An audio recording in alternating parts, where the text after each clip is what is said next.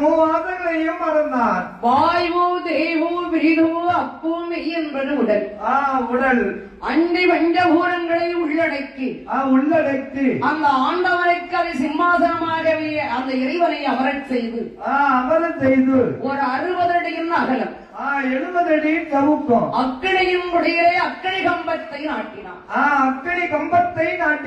ஆண்டவனை வேண்டி அழைக்கனாக விட்டவன் தவம் இருக்க அழகு உலகிலே வாழ்கின்ற மூவாசைகளையும் மறந்து தவக்கோலம் கொண்டு வருகிறார். எடுத்து வருகிறார். எப்படி தவக்கோலம் கொண்டு வருகிறான்?